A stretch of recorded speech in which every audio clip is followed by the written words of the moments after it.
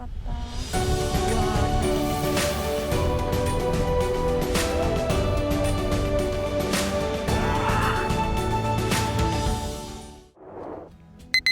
皆さんこんにちは、スナです。いちです。函館観光ベストコース2日目をご紹介します。まずは函館駅近くにある駅に市場へ来ました。この近くではカツイカ釣り体験ができるお店が何店舗かあるんです。お、いました。イカたち。イカって横になりながら泳ぐんですね。ここでは自分が釣ったイカをその場で食べることができるんです。なかなかできない体験ですよね。では、今回の旅のコンセプトをご紹介します。一つ目は、函館でしか食べられない、見られない、できないこと。二つ目は、コスパがいいこと。三つ目は、移動時間、待ち時間は最小限に、です。この3つを踏まえた上で向かうのは、駅に市場の隣にある一家亭旅路さんです。その日、カツイカが食べられるかは運次第なんですが、こうやって水槽にイカが泳いでいるお店は食べられる合図です。ここは2階もあって、ゆったりとしたテーブル席です。たくさんメニューがあるんですが、私たちはカツイカ踊り丼という豪華な丼と、イクラ、ウニ、ホタテの3色丼にしました。他にもお好みの海鮮丼を選べるそうです。ドドン、来ました。イクラ、ウニ、ホタテの3色丼です。まずは透明感のあるホタテから。しっとりとしていて、ホタテの甘みが口の中に広がります。見てください。この形が綺麗で美しいウニ。舌に触れるだけで溶けていきます。光ってるね。そう、イクラが輝いているんです。プチッと口の中で弾ける。ちょうどいい塩加減でご飯が進みます。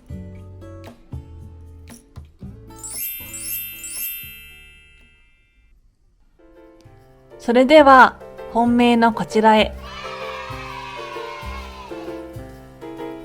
お醤油をかけると踊るように動きます。ちなみに到着したての時は手を振るように動いていました。イカさんごめんなさいの気持ちと美味しそうな気持ちが私の中で戦っていました。新鮮なイカって半透明なんですね。コリコリっとした食感で歯で簡単に切れちゃいます。これはイカの肝です。これがまた濃厚なんですよね。こぼれるイクラたち、贅沢。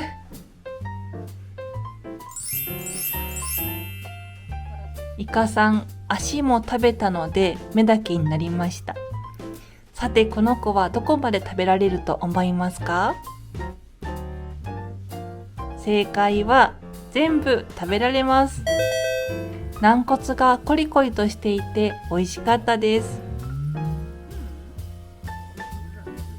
実はこの撮影をしたのは6月なんですが、イカは秋に向けてどんどん大きくなっていって、一番大きくなるのは10月とのことでした。ぜひ秋に食べに行ってほしいです。プラン B としておすすめしたいのが、こちらも朝市の目の前にあるかもめ食堂さん。なんとこちらでは朝からラーメンが食べられるんです。函館出身グレイのてるさんをはじめ、有名人のサインがたくさん並んでいます。こちらはスタンダードなメニューも美味しいんですが、僕の一押しはかもめラーメンです。今マスターが作ってくれているんですが、見えますか？普通のラーメン屋にはないあの高級食材がバンバン入っていきます。あ、はい、ありがとうございます。お、重たい。わー、すごい。どうですかこれ。見えているだけでウニ、カニ、エビ、イカですよ。と言ってもラーメンなんだから基本のスープが美味しくないとって思うじゃないですか。美味しいんですよ。海の幸がスープに染み出てぐいぐい飲んじゃいます。と言ってもラーメンなんだからやっぱり麺も美味しくないとって思うじゃないですか。美味しいんですよ。弾力のある縮れ麺に絶品スープがよく絡むんですよね。というわけでこちらはラーメンとしてのベースが美味しい上で海の幸がたっぷり楽しめるんです。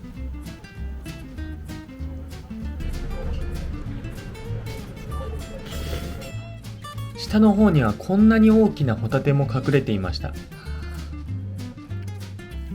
カニはそのまま食べても美味しいんですけど、こんな風にスープに落とすのがおすすめです。そしたらこんな幸せすぎる一杯が出来上がります。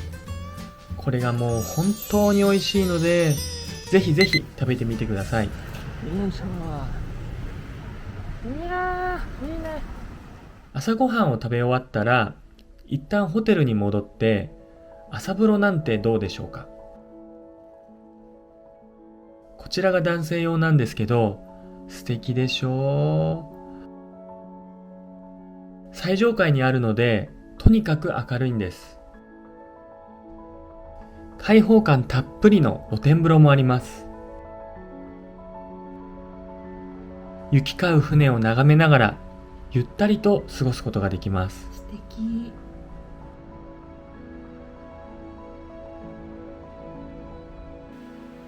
こちらは女性用です。こちらも素敵でしょ？露天風呂はないんですが、その代わり函館山を眺められるんです。だから昼も夜も本当に気持ちがいいんです。ちなみにこちらは脱衣所の備品もこだわっていて、とっても素敵でした。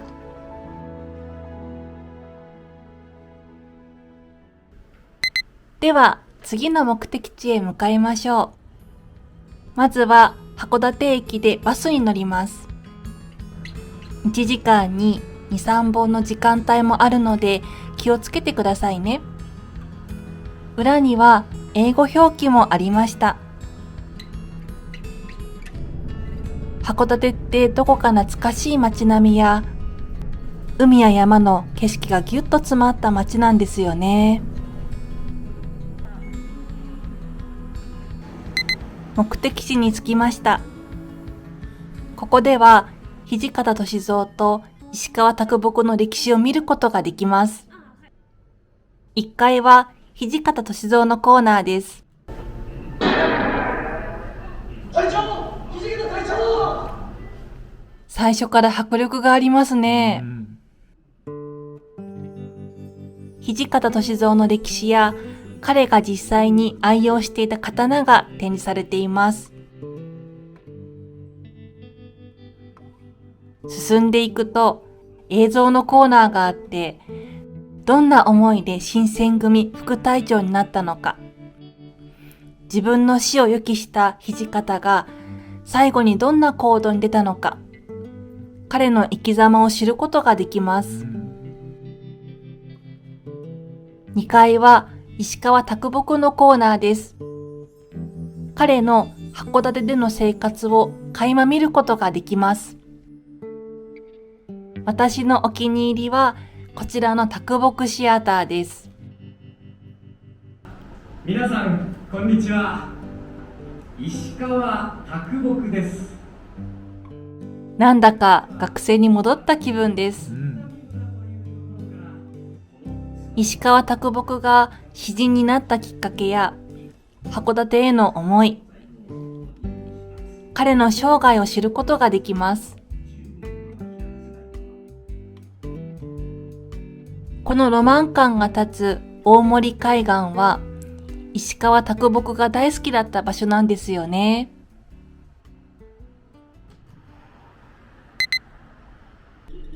頭をたくさん使ったらなんだかお腹が減ってきました。バスで五稜郭まで向かって北海道名物スープカレーを食します。店内は1テーブルずつカーテンで区切られています。まずはメインの具材と辛さを選びます。辛さのレベルが細かいので、辛いのが苦手な私も安心して選べます。来ました。この素揚げのお野菜がとっても美味しいんです。私はブロッコリーもトッピングしました。サクサクっとした食感が大好きで、いつも頼んじゃいます。続いてポーク。ほろほろっと柔らかくて、噛むとカレーの香りとお肉のエキスがじゅわっと広がります。カレーしみしみのかぼちゃ。これが優しい甘さで毎回食べたくなるんですよね。そして別のお皿にあるご飯をカレーに染み込ませて食べるのです。お野菜やお肉のエキスが入ったカレースープとサフランライスがとっても美味しいので、ぜひ皆さんにも食べてもらいたいです。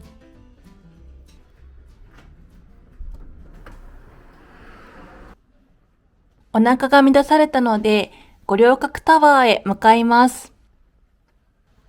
1日目で何度もお世話になったラッキーペイロや塩ラーメンの有名店あじさいを越えて、そびえ立つ摩天楼ならぬ五稜郭タワー。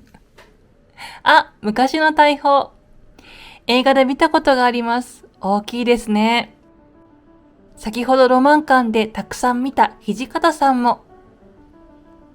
早速展望フロアに登りましょう。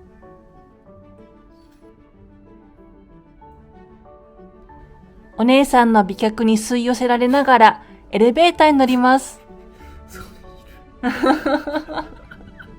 綺麗だったもんで。扉が開くとそこは函館の街と五稜郭。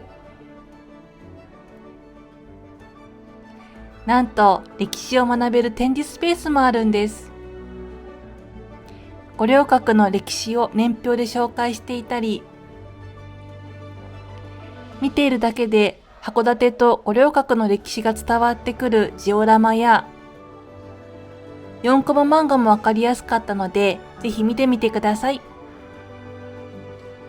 街の歴史を知ることで函館がさらに好きになりました。季節限定のソフトクリームは、この時は新選組カラーでラムネとバニラのミックスでした。ラムネはすっきりとしたお味。美味しい。2つ合わせるとバニラの甘さとマッチしてとっても美味しかったです。美味しい。見えてる？見えてる。奉行所に行っている旦那さんとお互いに見えるか実験しました。映ってるといいな。私の方からは豆粒サイズで見えました。じゃあ。というわけで、五稜郭公園の中は僕がご案内しますね。ここではボートに乗るのも楽しいんですが、それは別の動画で紹介していますので、よければ後で見てみてください。ここは戦闘を想定して作られているので、随所にその工夫が見られます。初めに見えてくるのが石垣です。上の方をせり出して積むことで、敵が登りにくくしてるんですよね。道を進んでいくと、今度は塀が見えてきます。これも敵が外から見たときに内部を見られないようにするためなんです。ところどころに案内があるので、ぜひ見つけて読んでみてください。さて、階段を登ってみると、気持ちのいい景色が広がってます。ここは自然がいっぱいで、歩いてるだけで癒されるので、時間の許す限り散策を楽しんでもらいたいです。いいですね。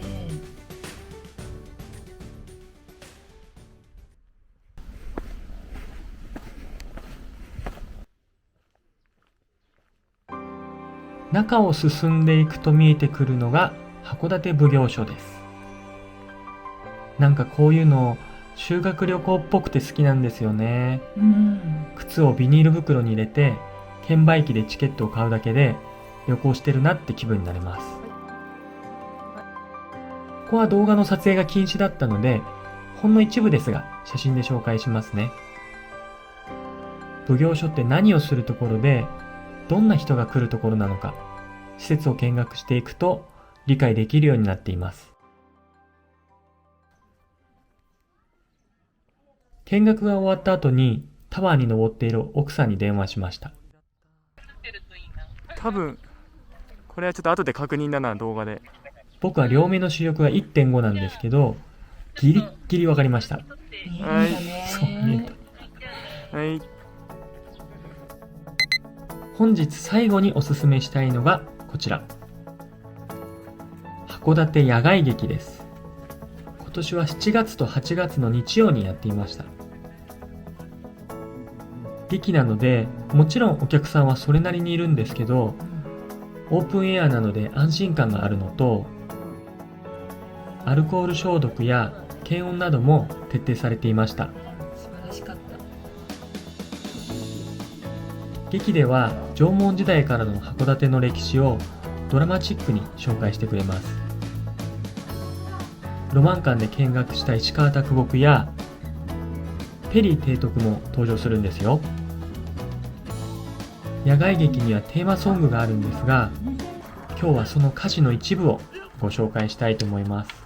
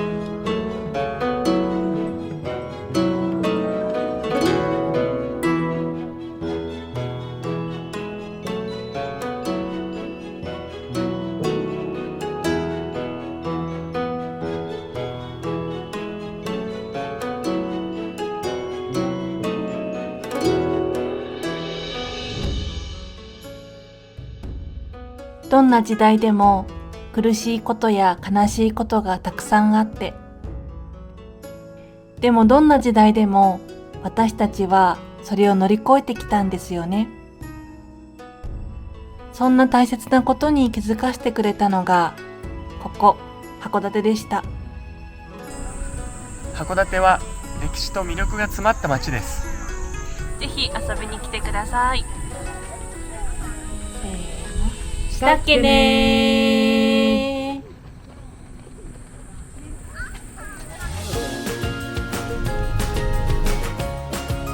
黒いやつにちょっとあれな。